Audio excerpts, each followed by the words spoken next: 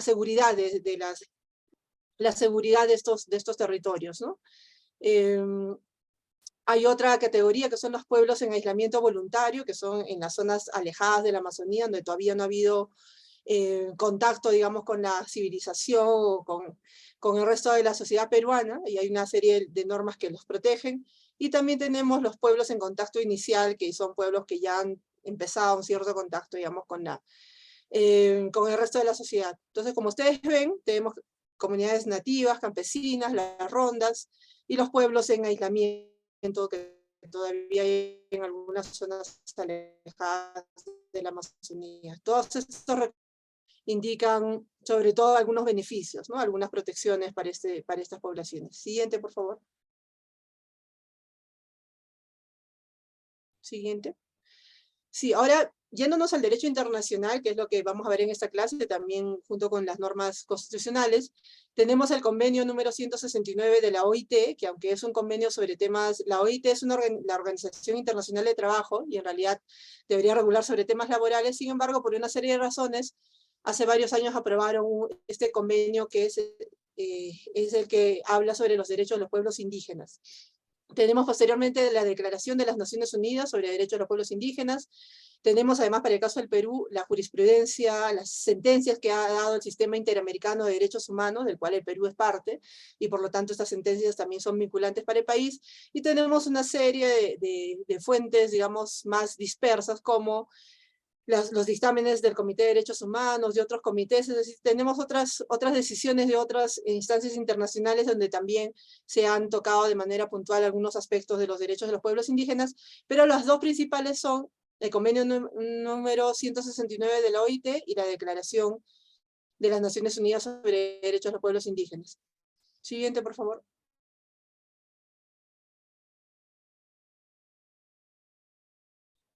En el caso del Perú, nuestra Constitución establece que hay, además de los derechos humanos que están reconocidos en la Constitución, se tiene que considerar también los otros derechos que están incluidos en tratados internacionales, como el Convenio 169, ¿no? Ahora, dentro de la misma Constitución, además de los otros derechos adicionales que estén en los tratados, tenemos, por ejemplo, el artículo 149, que reconoce a los pueblos la facultad de administrar justicia, a las comunidades y a las rondas. El artículo 89 de nuestra Constitución reconoce la autonomía de las comunidades. Tenemos leyes que establecen protección para los conocimientos colectivos de los pueblos. Tenemos, como ya dije, la Ley General de Comunidades Campesinas. También existe una ley de rondas campesinas, un poco más reciente. Tenemos una ley para la protección de pueblos indígenas en situación de aislamiento o contacto inicial, como ya dijimos, etc., ¿no? Siguiente, por favor.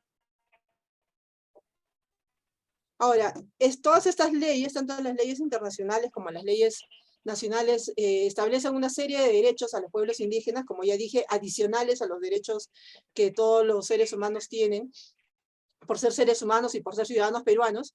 Además, si es que se reconoce a estos colectivos, a estos grupos, a estas comunidades como pueblos indígenas, el Estado tiene que reconocerles una serie de derechos adicionales. Por ejemplo, el derecho a la libre determinación, el derecho a la protección de su integridad territorial, cultural y biológica, el derecho a la salud intercultural, a la educación intercultural, el derecho al empleo, con condiciones, digamos, respetando su interculturalidad. Siguiente, por favor. Y estos derechos que quizás sean los que ustedes han conocido más, ¿no? El derecho a la consulta previa, que es un derecho sumamente difundido y muy importante para los pueblos, como ahora vamos a ver. El derecho a la justicia indígena, que está en los artículos 8 y 9 del convenio 169, el derecho a no permitir la intrusión de terceros en sus territorios, etcétera, ¿no? Siguiente, por favor. Ahora, todas estas disposiciones son importantes porque, como dije, este marco internacional es vinculante para el Perú, lo cual quiere decir que también tiene que ser cumplido dentro del Perú, y si el Estado no lo cumple, los pueblos indígenas o quien lo considere conveniente puede inclusive establecer procesos judiciales, exigir, digamos, que estas disposiciones se cumplan, ¿no?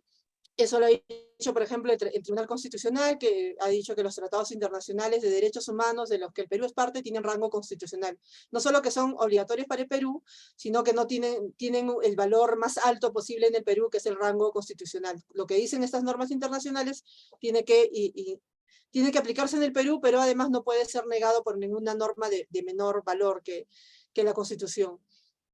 Y además la misma Constitución, como ya lo mencioné, dice que si bien hay algunos derechos que pueden no estar explícitamente mencionados en la Constitución, si están en los tratados internacionales y se fundan en la dignidad de los seres humanos, también gozan de rango constitucional. Siguiente, por favor.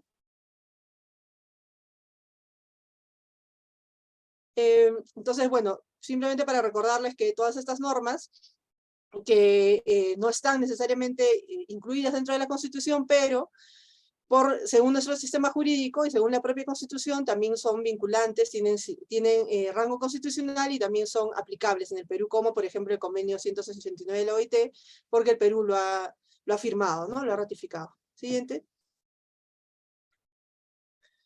Entonces, ya hemos visto de manera general algunos derechos de los pueblos indígenas, solo para recordarles antes de entrar al tema específico, tenemos por ejemplo el derecho a la justicia indígena, tenemos el derecho a la consulta previa, tenemos el derecho a una educación intercultural, una salud intercultural, el derecho al territorio, que es muy importante porque no todas las personas tienen un derecho al territorio, nosotros digamos los ciudadanos que no somos indígenas, tenemos derecho a nuestra propiedad privada, tenemos derecho a los bienes, digamos, que podemos adquirir, pero los pueblos indígenas como pueblos tienen derecho a su territorio, que es otro concepto que incluye no solamente el terreno, digamos, sino muchas otras cosas sobre ese derecho. Entonces hay una serie de derechos específicos que ustedes pueden revisar en el convenio 169 y que son exigibles en nuestro país, ¿no?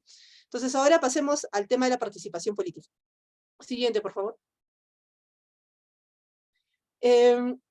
La participación política de los pueblos indígenas es sumamente importante. ¿Por qué? Antes de detallarles en qué consiste, lo que buscan estas normas internacionales es que los pueblos indígenas ahora sean escuchados por el Estado, porque se considera que durante mucho tiempo, desde la colonización, en los países que han sido colonizados como el nuestro, se impuso una estructura de gobierno que no ha escuchado a los pueblos indígenas, no les ha dado la oportunidad de participar, porque no reconoce, digamos, las especificidades culturales de los pueblos indígenas, no reconoce su idioma, no reconoce sus representantes, etc. Y por eso se considera que las personas indígenas no han tenido la misma oportunidad que el resto de personas de ese país, de nuestros países, a hacer escuchar su voz en las elecciones o en la toma de decisiones del Estado.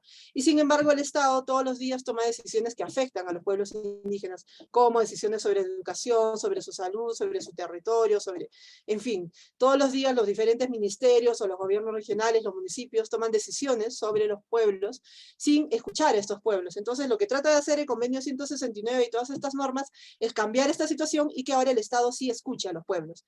No necesariamente siempre va a aplicar, digamos, lo que los pueblos le pidan, pero sí que les dé la oportunidad de ser escuchados. Eso es sobre todo lo que pide el derecho a la participación.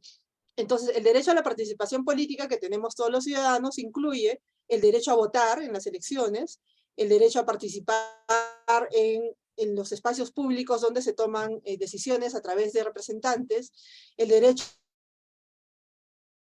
de igualdad, acceso a las funciones públicas. Todos estos derechos, el derecho a elegir y ser elegido, el derecho a postularse en las elecciones, el derecho a tener representantes en los espacios de toma de decisiones, son derechos que de por sí todas las personas indígenas ya tienen por ser ciudadanos peruanos, pero como les digo, se considera que no es suficiente porque no tiene la misma oportunidad que el resto de ciudadanos de poder llegar a efectivamente ejercer estos derechos y por eso hay una serie de normas específicas. Siguiente, por favor.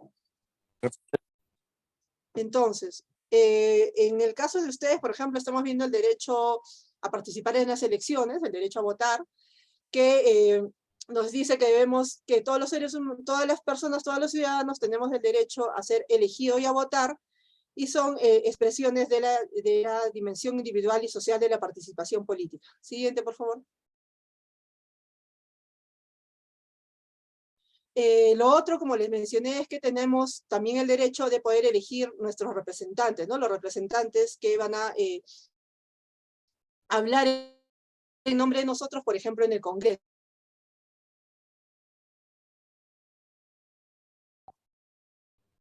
el derecho a ser elegido, ¿no? A ser elegidos. Estamos hablando acá del derecho que tenemos todos los ciudadanos, todavía no estamos hablando de los derechos que tienen los líderes indígenas específicamente, sino el derecho que tienen todos los ciudadanos. Todos los ciudadanos tienen el derecho a ser elegidos sin que haya ningún tipo de discriminación, impedimento, ¿no? Y eso en algunos casos ha sido observado por los organismos internacionales porque se ha identificado muchos casos de discriminación o de una serie de barreras que hay para que las personas indígenas o de otros segmentos de la población participen de manera libre en las elecciones. Siguiente, por favor. Siguiente. Ahora, hemos visto, digamos que en el punto anterior que todos los ciudadanos tenemos derecho entonces a votar, a elegir nuestros representantes, a ser nosotros mismos candidatos y ser elegidos, y eso cualquier persona, sea indígena o no, debería poder garantizarse que lo pueda hacer. Pero además, si la persona proviene de un pueblo indígena, como ya dijimos al comienzo, con estas características que el convenio 169 indica, si la persona proviene de un pueblo indígena, tiene unos derechos específicos por ser representante de un pueblo, ¿no? Siguiente, por favor. Entonces, el derecho a la participación política de los pueblos indígenas, ya específicamente de los que son indígenas, se encuentra consagrado en diferentes instrumentos internacionales. Estos instrumentos consagran el derecho de los pueblos, pero como colectivo, como sujetos colectivos, a participar en la vida política, económica, social y cultural del Estado. Este derecho incluye participar en los procesos electorales, en los procesos parlamentarios y en otros asuntos públicos de incidencia general. Como les decía, lo que buscan estas normas es que los pueblos indígenas puedan hacer llegar su voz a los espacios donde el Estado toma las decisiones. ¿Eso qué implica? Que los pueblos indígenas puedan tener representantes, que los pueblos indígenas puedan estar en reuniones de coordinación con el Estado, que los pueblos indígenas puedan también asumir en algunos casos ciertos cargos, etcétera. Es decir, integrar a los pueblos indígenas a la vida nacional, pero en este caso en el aspecto específico de la toma de decisiones que tiene el Estado, por eso se considera, se usa la palabra política, ¿no? Siguiente, por favor. Este derecho específico a la participación política de los pueblos indígenas está en el convenio 169 de la OIT, en el artículo 6, que dice que los estados deben establecer los medios a través de los cuales los pueblos puedan participar, por lo menos en la misma medida que otros sectores de la población, en la adopción de decisiones, en instituciones electivas y en organismos administrativos. Es decir, se debe garantizar que los pueblos indígenas tengan representantes tanto en espacios que se eligen por votación, como puede ser el Congreso de la República, o puede ser un gobierno regional, un municipio, como en otro tipo de espacios donde se toman decisiones como un ministerio, por ejemplo, que no se elige, digamos, a los funcionarios por elecciones, pero que se pueda garantizar que en todos esos espacios donde finalmente se toman decisiones que afectan la vida de los pueblos, haya representantes de los pueblos indígenas. Lo cual lamentablemente, y ahí les adelanto algo que seguro van a ver en las siguientes clases, todavía no se cumple en el Perú por más que estén las leyes, ¿no? Todavía se está empezando, digamos, a construir cómo esto se va a implementar en la práctica. Lo mismo la Declaración de las Naciones Unidas sobre Derechos de los Pueblos Indígenas insiste que los pueblos indígenas tienen derecho a participar en esta toma de decisiones. Por eso es que existe esta cuota nativa y esta posibilidad de participar para que en estos espacios se pueda escuchar la voz de los pueblos indígenas también, además de, digamos, las opiniones de otros sectores de la población, ¿no? Siguiente, por favor. Ahora, este convenio 169 está vigente no solamente en el Perú, sino al ser un convenio internacional está vigente en varios países. En América Latina es una de las zonas del mundo donde más se ha ratificado este convenio. Y tenemos que, por ejemplo, en países cercanos como Colombia, Ecuador, Bolivia, se ha ratificado este convenio y, al igual que Perú, están haciendo esfuerzos para empezar a implementar todos estos derechos de los que ya hemos hablado y también este derecho a la participación política. En el caso de Colombia, por ejemplo, en el año 1991, se publicó una nueva constitución en la cual se buscó que haya participantes, que dentro de esta asamblea constituyente haya representantes de los pueblos indígenas, lo cual ha sido también el caso en Bolivia, por ejemplo. Y la nueva constitución política reconoce al Estado colombiano como multiétnico y pluricultural. Siguiente, por favor. Esta nueva constitución lo que hace, por ejemplo, es establecer que el Senado de la República va a estar compuesto por 100 senadores, de los cuales habrá 2 senadores que sean elegidos no a través del sistema, digamos, electoral nacional, o sea, no a través de la votación por partidos políticos, sino que sean elegidos a través de sus propios mecanismos, de sus propias organizaciones, sea a través de asambleas, sea a través de la forma que las organizaciones indígenas decidan. Entonces, lo que hace el organismo electoral en Colombia, el organismo nacional, similar al Jurado Nacional de Elecciones aquí, es comunicar a las organizaciones indígenas, que ya está abierto, digamos, el plazo para que puedan comunicar, para que puedan elegir a esos 2 senadores y comunicar a la entidad electoral quiénes son. Entonces, esto no pasa por la votación de partidos políticos, sino se elige directamente, ya cada organización indígena, o entre ellos se organizan para ver a nivel nacional cómo hacen las elecciones, la selección de estas personas, y finalmente comunican los nombres de los elegidos al jurado electoral, ¿no? O al que hace sus veces en Colombia. Siguiente, por favor. En el caso de Bolivia, también, como ustedes saben, hay una nueva constitución a partir de ya hace algunos años, a partir del 2009, y esa constitución también tiene una fuerte carga, digamos, de tratar de reconocer la interculturalidad existente en ese país, y de misma manera se reconoce una serie de autonomías, la departamental, regional, municipal e indígena, y se dice que en el caso de las autonomías indígenas tienen que implementarse medidas especiales, ¿no? Entonces, en el caso de Bolivia también, tanto para el Senado como para las asambleas departamentales, hay un cupo para los pueblos indígenas que no pasa por los partidos políticos y que se elige directamente a los representantes que puedan ocupar estos cargos. Esto igual es algo que está en construcción, no es algo que ya sea un modelo que esté totalmente diseñado y en funcionamiento y que tenga buenos resultados, sino son, digamos, construcciones que los estados están empezando a hacer para ver qué mecanismo se puede usar para que los pueblos indígenas finalmente sí tengan un asiento, un espacio en el Congreso, en los ministerios, en las asambleas regionales, en los municipios, etcétera, ¿no? En los diferentes espacios donde un estado toma decisiones. Siguiente, por favor. Siguiente. En el caso del Perú, vamos a pasar aquí ya a la segunda parte, digamos, de nuestra clase, que es la parte constitucional. El derecho a la participación política de los pueblos indígenas está consagrado, además de los otros derechos que les mencioné anteriormente, en el artículo 191 de la Constitución, que nos dice lo siguiente. Antes de pasar este artículo debe ser interpretado a la luz de otras disposiciones constitucionales e internacionales en la materia. Por ejemplo, los primeros artículos de la Constitución que hablan sobre la dignidad de las personas humanas y los derechos que todas las personas tenemos. Siguiente, por favor. Y de igual manera, en esta primera parte de la Constitución se habla que el Perú respeta la identidad étnica y cultural, se reconoce la existencia de las comunidades campesinas y nativas y su personería jurídica, y como les decía en el artículo 191, se dice que la ley establece porcentajes mínimos para hacer accesible la representación de género de las comunidades campesinas y nativas y los pueblos originarios en los consejos regionales. Igual tratamiento se aplica para los consejos municipales. Es decir, en el caso del Perú, por ahora se ha restringido, digamos, la participación política a darles un cupo en las elecciones regionales y municipales. Esto es, digamos, un primer paso, es un avance, pero como hemos visto, el derecho a la participación política de los pueblos indígenas implica mucho más, ¿no? Implicaría que haya mecanismos similares para elección del Congreso, para otro tipo de espacios donde se toman decisiones, y además en el caso del Perú, como ustedes que están aquí presentes, están viniendo en representación de partidos políticos. La idea de las normas internacionales es que se avance más allá de que los partidos políticos tengan candidatos indígenas, que está muy bien, pero que además puede haber representantes elegidos por las propias organizaciones indígenas. Es decir, que la CNA, las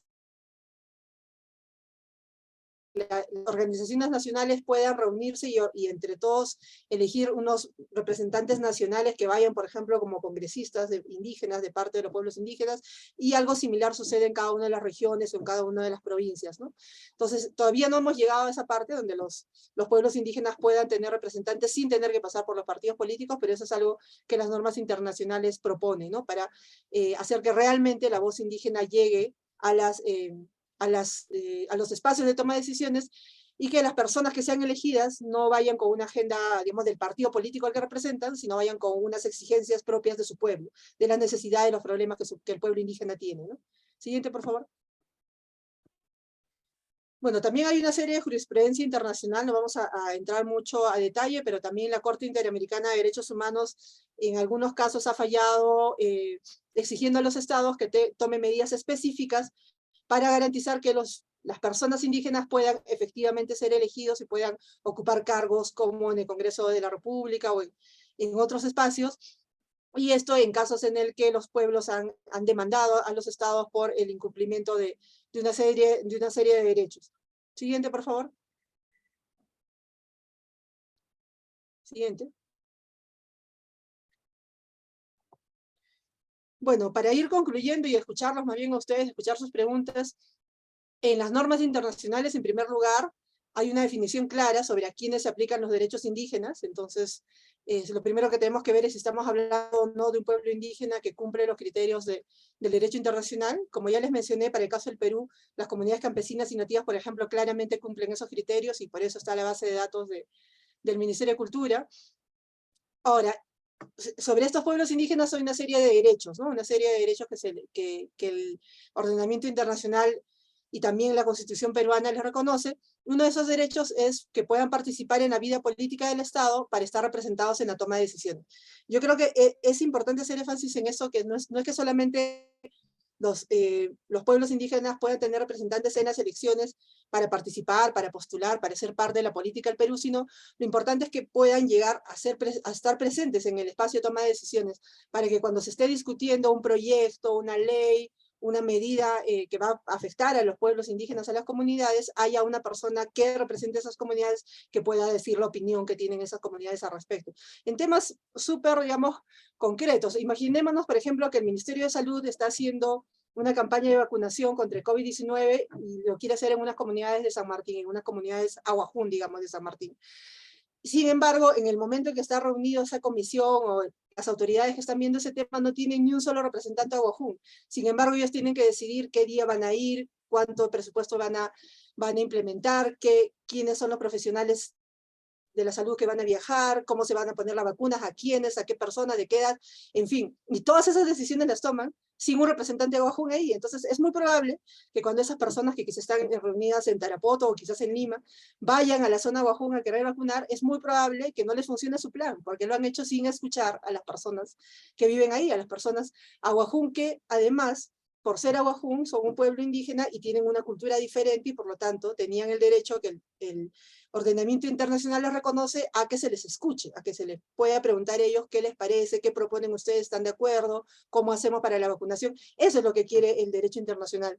No es de alguna manera imponerle al Estado, digamos, que pueda implementar las propuestas de los pueblos indígenas o que haya, digamos, algún tipo de privilegio para los pueblos indígenas por el resto sobre el resto de población, sino lo que se trata es de facilitar el diálogo que ha sido negado durante todos estos siglos de colonización, sobre todo el diálogo del Estado con la ciudadanía, que de por sí ya es difícil, pero que sobre todo es mucho más difícil con poblaciones que tienen una cultura diferente, un idioma diferente, y por eso es que hay estos derechos para que estas poblaciones puedan recuperar, digamos, esa voz y puedan ser parte en esa toma de decisiones que el Estado hace. Como les dije, les he dado un ejemplo bien concreto, bien puntual. No me quiero meter en temas de minería o de consulta previa porque es un poco más complicado, pero en todas las decisiones que tome el Estado siempre debería haber, en cada momento de esa decisión, desde que se empieza a pensar en el estudio previo, en el estudio base, hasta que se implementa la decisión, debería haber representantes de los pueblos indígenas de manera proporcional a la población indígena que hay en la zona en la que vas a implementar esa decisión. Si se cumpliera, digamos, con este derecho a la participación indígena de los pueblos, habría un beneficio no solamente para esos pueblos, sino para todo el país, porque así se disminuiría la conflictividad social, el Estado recuperaría su legitimidad y podría funcionar el Estado en general de mejor manera, escuchando las voces de los propios pueblos.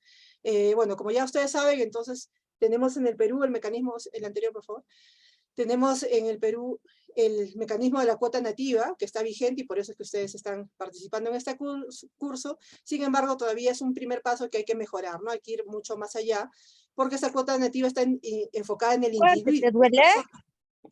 en las personas que ¿Te postulan duele? como ustedes a través de un partido, ¿no? Sin embargo, en las normas internacionales lo que se busca es que participen los pueblos. Obviamente no van a ir las 1.000, 2.000 personas del pueblo, digamos, a la reunión a la que hay que ir, pero que los pueblos, como pueblos, puedan elegir un representante que sea ese representante en nombre de ese pueblo quien vaya a los espacios donde hay que tomar decisiones. No como persona, ¿no? Como es el caso que tenemos ahora, sino que vaya como representante de un pueblo. Siguiente, por favor. Ahora, en muchos casos se ha hecho estudios, de eso lo van a ustedes seguramente profundizar más en las siguientes clases, en los estudios que ya hay, porque la cuota nativa se aplica ya hace varios años en nuestro país. Se dice, por ejemplo, que los candidatos indígenas nunca llegan a ser regidores o consejeros regionales porque los ponen en los lugares menos prioritarios, digamos, de las listas de candidatos, o en el caso de que sean elegidos, no necesariamente tienen una vinculación fuerte con sus organizaciones de base y por lo tanto no tienen una agenda indígena necesariamente que defender, sino defienden más bien agendas de sus partidos o de los que ellos decían defender. Y donde hay más participación indígena, más participación, digamos, de las comunidades campesinas, nativas y las rondas, es obviamente a nivel local, ¿no? A niveles geográficamente más pequeños, porque a nivel nacional eso ya se va disminuyendo. A nivel local, las rondas, las comunidades en algunos casos pueden hacer movilizaciones, protestas y exigir algunas cosas, participar en la toma de algunas decisiones, pero ya esto a medida que vamos ampliando, digamos, el ámbito geográfico, se va haciendo cada vez más complicado y por eso es importante conocer y hacer exigir estas normas. Siguiente, por favor. Bueno, creo que eso es todo. Muchísimas gracias por su paciencia. Espero que les haya quedado claro algunas de estas ideas. De todas maneras, ustedes van a tener el material y un texto adicional que hemos hecho. Y más bien le devolvería la palabra a Sofía para poder pasar a lo que son las preguntas. Muchísimas gracias.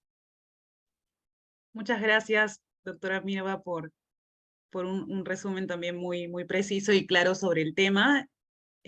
Ha estado muy interesante y justamente para continuar con este diálogo y para absolver algunas dudas también o comentarios que tengan sobre este tema, abrimos la parte de preguntas para que los y las participantes puedan trasladarlas.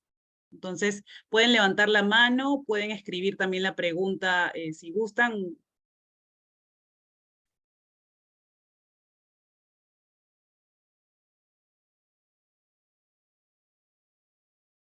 Ahí vemos una mano levantada de Roel y Suiza. Si puedes abrir tu micrófono, por favor, Roel, adelante. Sí, señorita Sofía, muy buenas tardes. Muy buenas tardes también a todos los presentes que están en esta clase virtual. Más bien, para hacer un poco de comentario, ¿no? Sobre la participación de las personas de comunidades nativas e indígenas en esta contienda electoral, ¿no? Como ya le explicó la señorita última parte, dice que siempre se suele poner pues a los candidatos indígenas en su puesto, ¿no? De la lista, ¿no? Eso, bueno, diría yo que el jurado nacional especificaría un poco, ¿no? En su lo que va a poner, ¿no? Porque justamente debería ser como algo que también vaya de una forma igualitaria, ¿no? Si es que va a haber 5 regidores, quizás se vaya el segundo o el cuarto, que se vaya a la cuota indígena, porque si le pone nada más, se va a considerar cuota indígena en esta contienda electoral. Bueno, ellos ya tienen prácticamente una lista ya formada, ¿no? Entonces entiendo yo que para completar la lista consideran ya pues a las personas de comunidades indígenas, ¿no?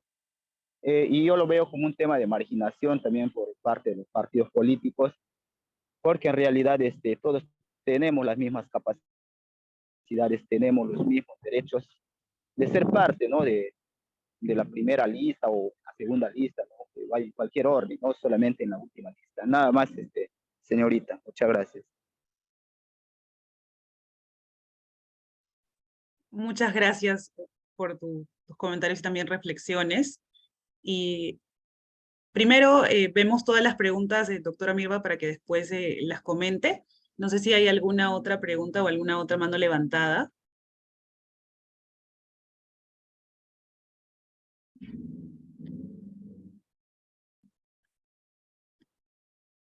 A ver si más participantes se animan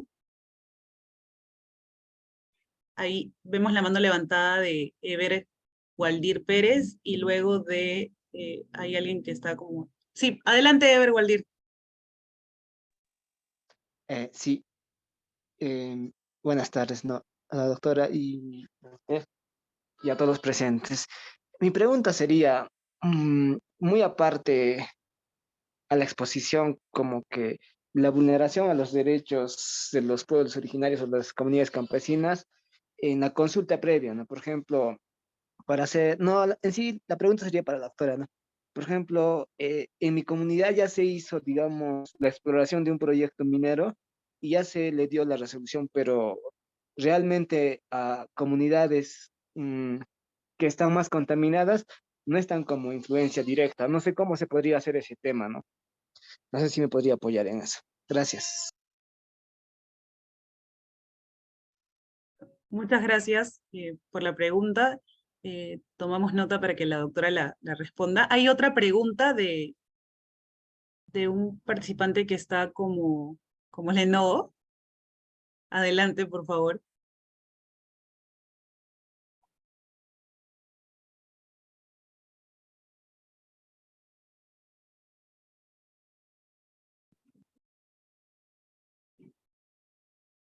Uy, creo que tiene problemas con el micro, porque no le escuchamos. A ver.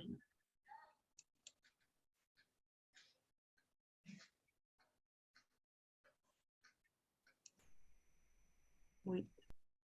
Quizás si escribe la pregunta, por favor, mientras se solucionan estos problemas técnicos.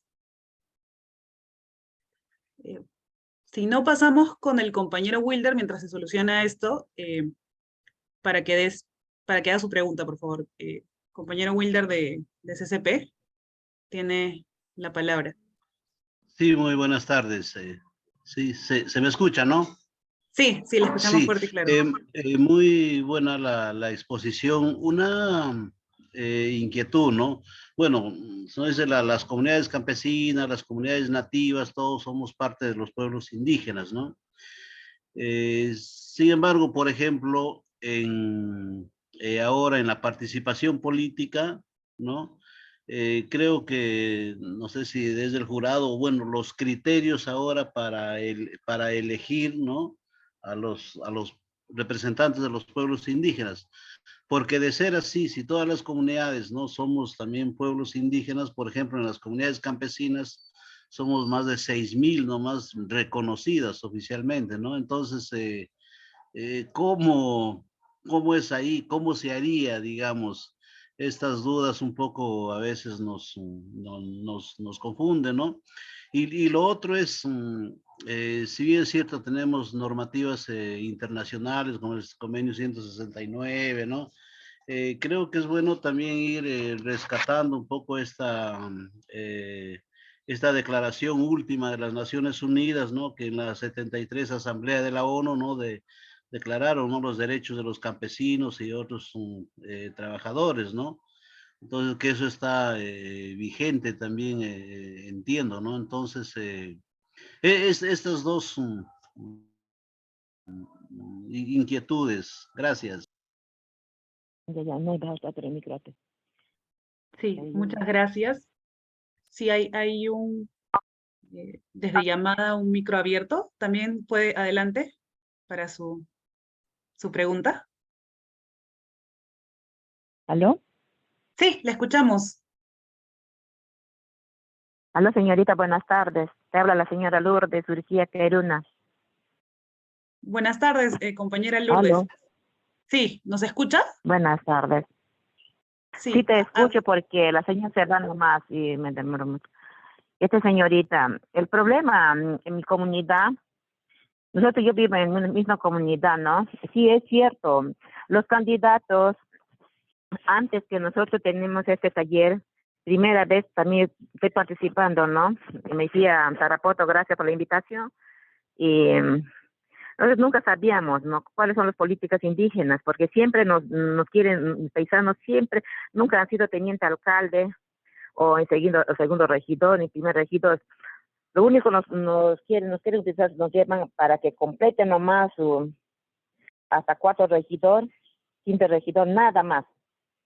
Y ahí cuando en el tiempo de campaña nos utilizan bastante en las comunidades. Todos los candidatos yo veo que quieren tomarse foto con nosotros, y donde que estamos comiendo, nosotros comemos con nuestra costumbre, ahí están tomándose fotos, publicándose, y eso estamos pasando en nuestra comunidad, y después de cuando ganan, señorita, no nos quieren hacer caso, no cumplen con su palabra, no cumplen las promesas que ellos han hecho, y ni siquiera visitan las comunidades. Por eso nosotros estamos muy indignados. Gracias por la invitación, que yo también voy a hacer una réplica, voy a llevar este mensaje en mi comunidad, en mi distrito, donde que voy a estar con las mujeres también. Para los hombres también es muy importante, porque sin saber nosotros aceptamos para ir en la regiduría. Porque cuando entran ya nos dice que nosotros no hemos aportado nada, nosotros no tenemos voz y voto, a pesar que son regidores, los regidores están como recepcionistas. Así para en mi distrito, señorita, ese es lo que te quería comentar, lo que estamos pasando.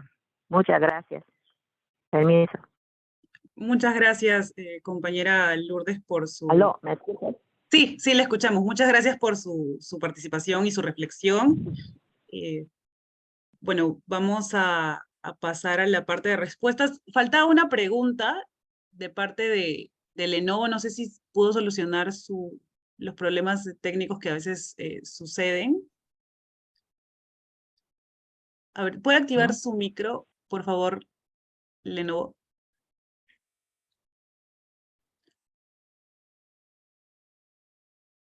Sí, si no, en todo caso, la puede escribir y ya después se la trasladamos, doctora Mirva, para ir contestando también, porque el tiempo nos queda corto.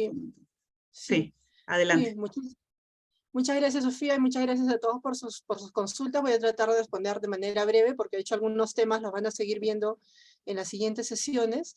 Voy a empezar con lo de consulta previa, para el compañero que nos preguntó. La consulta previa en el Perú está a cargo del Ministerio de Cultura. Entonces, es el Ministerio de Cultura quien, en coordinación con el ministerio que le solicita, en este caso seguramente el de Energía y Minas, decide dónde se va a hacer la consulta previa y a qué comunidades implica. Si no han incluido a su comunidad, yo sugeriría que traten de contactarse con el Ministerio de Cultura, con el área correspondiente, y hagan llegar por escrito, por mesa de partes, de manera oficial, su protesta, digamos, al respecto, y exijan ser incluidos en ese proceso de consulta previa. Esa es una vía, ¿no? La vía administrativa. La otra vía que pueden tener es, a través de un abogado, hacer una acción de amparo, porque esto, como dijimos, es un derecho constitucional, y se puede lograr que un juez, no sé si ustedes habrán escuchado, hay algunas sentencias ya en el Perú, 2, 3 sentencias, poquitas, pero hay, donde los jueces han detenido procesos de explotación de hidrocarburos, o inclusive en casos de cosas de ríos, digamos, en la Amazonía, porque no ha habido consulta previa. Entonces, si uno demuestra que la consulta previa no ha sido bien hecha o no ha existido, un juez constitucional puede decir que no se está cumpliendo lo que dice la Constitución del Perú, y entonces saca una sentencia suspendiendo ese proyecto hasta que el Estado cumpla con la consulta. Entonces, lo bueno de conocer estos derechos es que podemos, como dije, exigir al Estado, ya sea por la vía administrativa o por la vía judicial, que los cumple. Entonces yo empezaría, compañero, por contactar al área, a la dirección de consulta previa que hay en el Ministerio de Cultura. Pueden encontrar en la web, o pueden preguntarnos igual los datos para que puedan contactarlos, y si no se puede ya habría que pasar un proceso judicial. En cuanto a la pregunta del compañero de la CCP, que son muy interesantes, la declaración de las Naciones Unidas es también muy importante, es una fuente de derechos, y de hecho siempre lo usamos, digamos, para fundamentar los reclamos que se hacen a favor de los pueblos, pero a diferencia del convenio 169 no es vinculante porque es solo una declaración, no es un convenio. Un convenio es como un contrato que tú firmas y te comprometes a cumplirlo. Una declaración es como un memorándum, digamos, como un memorial que tú sacas apoyando o rechazando algo, pero no necesariamente tienes la obligación de cumplirlo. Esa es la diferencia. El convenio sí es vinculante. Y recuerden que todas estas normas, además, como ya mencioné en el caso de la pregunta del compañero anterior, uno puede inclusive hacer un juicio para exigir que se cumplan. En el caso de las comunidades campesinas, efectivamente son más de 6.000 a nivel nacional, y la idea sería que para espacios de decisión nacionales pueda haber mecanismo en el cual a través de las instituciones, de las organizaciones nacionales, se envíen representantes. Obviamente no va a haber 6.000 representantes, digamos, en una reunión con el presidente de la República, digamos. Una comisión de trabajo entre las comunidades campesinas y el presidente de la República. No van a ir los 6.000 presidentes de comunidades, pero para eso se supone que en cada provincia hay una federación distrital, provincial, departamental, y se supone que todas esas federaciones luego están representadas en una federación nacional. Yo sé que eso es un proceso un poco complicado y no siempre puede haber complicaciones en el camino, pero eso es ya una obligación más bien de nosotros, de las organizaciones indígenas, no tanto del Estado, de que nuestras organizaciones estén bien organizadas, valga la redundancia, y que nosotros tengamos la representatividad de esas comunidades que nosotros decimos que son nuestras bases, ¿no? Entonces, el Estado tiene la obligación de escucharnos y de darnos el espacio de que ya va a venir un representante de las comunidades campesinas para que yo discuta con él los cambios a la ley de comunidades campesinas, digamos, pero nosotros como comunidades o como organizaciones tenemos la obligación de reformar internamente nuestros procedimientos para que realmente la persona que vaya realmente sí haya sido elegida en las diferentes instancias hasta llegar a una instancia nacional, ¿no? Como lo que hacen las rondas, ¿no? Que hay una base, en cada comunidad hay una base, luego una base de todo ese distrito, hay una base de toda esa provincia, hay una base de todo ese departamento, según lo que yo conozco, ¿no? La idea sería así ir yendo escalonadamente, eligiendo representantes para que finalmente ya entre esos representantes, digamos, departamentales, elijan un representante nacional, ¿no? Ahora pasamos al tema ya de la participación política en sí. Como ustedes han mencionado, efectivamente los partidos lamentablemente se lo toman en muchos casos, en los estudios que hemos hecho, solo por cumplir, ponen a los representantes indígenas, y no solo a los representantes indígenas, sino también a los que entran por cuota por cuota de mujeres o por cuota de jóvenes, que son las otras cuotas que hay en nuestra legislación, los ponen al final de la lista y solamente por cumplir, y realmente no tienen ninguna intención de escuchar a los pueblos indígenas, ni siquiera al interior de su propio partido. Y cuando a veces estas personas, por suerte o por los resultados de las elecciones, llegan a ser regidores o llegan a ser consejeros regionales, lamentablemente en muchos casos guardan silencio, no son escuchados o son discriminados en las reuniones del municipio, del consejo regional, porque al provenir de zonas rurales a veces no dominan bien el idioma castellano o no tienen los estudios profesionales para poder discutir, digamos, los proyectos, las leyes de las que se esté hablando, ¿no? Ese es el problema, digamos, que existe, y por eso nosotros decimos que se debería buscar otro tipo de mecanismos, como que sean las propias organizaciones, de manera colectiva, quienes elijan en asambleas a sus representantes, y que el Estado cree mecanismos especiales para la coordinación con los pueblos indígenas, y que no espere que los pueblos indígenas, digamos, tengan que alinearse, adecuarse a los mecanismos que existen ahora en el Estado, sino que el Estado tiene que hacer un esfuerzo para volverse intercultural y para poder tener espacios donde se hable el idioma indígena, donde se discuta con ellos en base a los hechos, en base a la situación de su realidad, etc., ¿no? Entonces, yo sí felicito y repito lo que dije al inicio de la clase, los esfuerzos que, por ejemplo, para hacer esta sesión está haciendo el Jurado Nacional de Elecciones, pero es todavía un problema que se está empezando a pensar cómo se va a solucionar, todavía falta mucho, ¿no? Y como ustedes lo han dicho, en muchos casos los partidos políticos no toman en cuenta realmente los problemas de las comunidades y luego aprovechan el voto de estas comunidades y luego no toman ninguna medida a favor.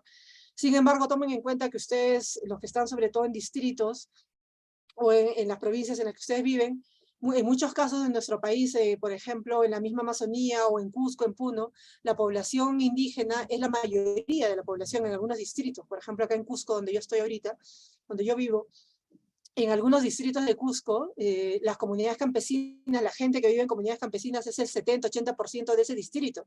Entonces, para las elecciones a la alcaldía, si las comunidades se unieran y votaran por un representante realmente campesino, ganarían las elecciones porque son la mayoría. Entonces, podría entrar un comunero, un campesino a gobernar ese municipio.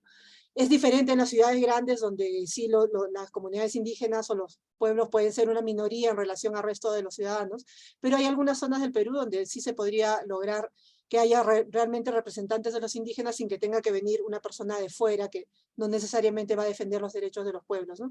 Todo esto, como digo, está en las normas internacionales, hay que conocerlo, hay que exigirlo, pero para eso también hay que empezar por nosotros mismos, estar bien organizados y tener una agenda de ya vamos a llegar a ser regidores, presidentes regionales, alcaldes, congresistas, lo que fuera, ¿qué cosa voy a pedir? ¿Voy a ir a sentarme ahí? ¿O qué cosa voy a pedir? ¿Cuáles son los problemas que realmente hay en mi territorio? No hay consulta previa, no hay agua, no hay trabajo, hay mucha pobreza, en fin. Hay problemas, digamos, que cualquier ciudadano peruano tiene, que todos tenemos, pero también hay problemas específicos que tienen los pueblos indígenas por su cultura diferente, ¿no? Por el idioma diferente, por su cultura diferente. Entonces hay que tener una agenda indígena que reclamar también en los espacios de toma de decisiones. Y bueno, con eso, Sofía, yo les agradezco muchísimo, ha sido sumamente interesante para mí poder conocerlos, poder darles algunas ideas resumidas, breves, sobre lo que es el marco internacional y constitucional. Espero que puedan revisar con mayor detenimiento los materiales que tenemos, y bueno, espero que el jurado pueda seguir adelante con este esfuerzo que se ha iniciado. Muchísimas gracias a todos. Muchas gracias, doctora Mirva, por su participación. De todas maneras, si han quedado también algunas otras dudas, se las vamos a trasladar para que tenga bien responderlas y poderles manifestar la respuesta a los y las participantes. Entonces, le agradecemos nuevamente su participación y esperamos contar con usted en otra oportunidad. Muchas gracias. Hasta luego, chao con todos. Hasta Muchas luego. gracias. Gracias. Hasta luego. Y bueno, a todas las participantes y los y las participantes que están preguntando justamente por las diapositivas, se les ha compartido en el aula virtual es todo el material del programa de formación política indígena. Entonces, en unos minutitos ya hemos acabado la sesión con la doctora Mirva, pero quería mostrarles cómo es que tienen que entrar al aula virtual. De todas maneras, si presentan alguna dificultad para el ingreso a esta plataforma, pueden contactarse también con los tutores, las tutoras que estarán al pendiente para poder absolver sus dudas, ¿no? Entonces, a su correo electrónico han habido algunos casos que nos ha detectado error cuando hemos consignado el correo electrónico. Por eso es necesario también que si no les ha llegado el correo con su usuario y contraseña, nos puedan escribir para poder superar este obstáculo y puedan acceder correctamente a la plataforma, ¿no? Entonces, se ingresa a este enlace que ven acá, educacionvirtual.jne.gov.p/DNEF, y aquí ven que hay una pestaña que dice acceder. No sé si todos pueden ver la pantalla. Dice acceder. Entonces, le dan clic a este enlace y automáticamente entran a esta otra pestaña que dice usuario y contraseña. Acá ven este dibujito y también este candadito que es la contraseña. Acá, por ejemplo, está mi usuario y contraseña ya escrito, que es el que le hemos enviado al correo. Si alguno no recibió el correo, repito, nos puede escribir para comentarnos ello, ¿no? La idea es que todos puedan acceder a este material. Entonces ahí le dan clic en acceder y automáticamente les va a abrir la pestaña en el programa de formación política indígena. Entonces dan clic acá y ahí podemos ver que están divididos en sesiones. Vamos a subir también esta clase y la clase anterior para que puedan volver a verla y así puedan repasar también los conocimientos aprendidos, ¿no? Entonces, por ejemplo, aquí en la sesión 1 está la presentación que se realizó la semana pasada, ¿no? Entonces pueden acceder a este material dándole clic, por ejemplo. Y ahí está la diapositiva de la semana pasada, ¿no? Lo mismo sucede con la de esta semana. Entonces, quería compartirles un breve manual de cómo se emplea esta aula virtual, ¿no? De todas maneras, si tuvieran algún problema en acceder, también se les va a habilitar el material directamente, ¿no? No sé si hay alguna duda, pregunta respecto a este tema.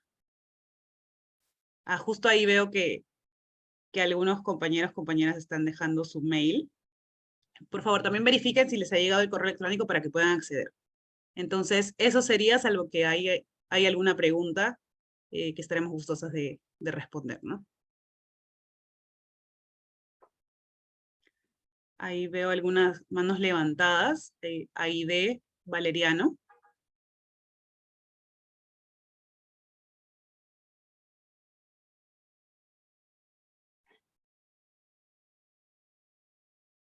Sí, en todo caso, creo que hay un problema con el micro.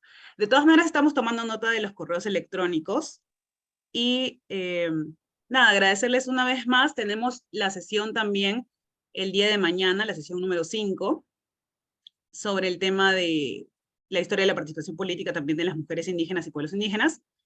Entonces, nos vemos el día de mañana. Muchas gracias y estamos al pendiente de cualquier comentario, sugerencia y o duda que pueda surgir. Gracias. Ah, y por favor, si nos podemos tomar la foto final, si pueden abrir sus cámaras. Ahí estamos. Sí. A ver, esperamos unos minutos.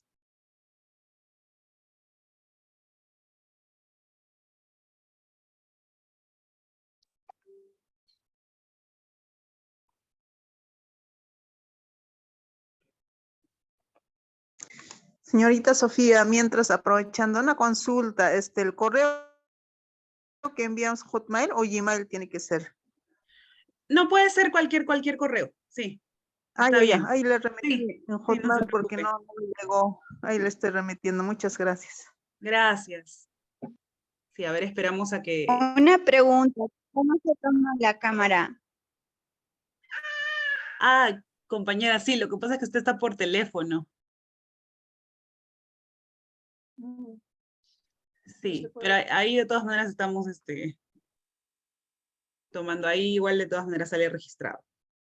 Entonces, bien, para no demorar ya también vamos tomando la foto con los que puedan abrir también su imagen.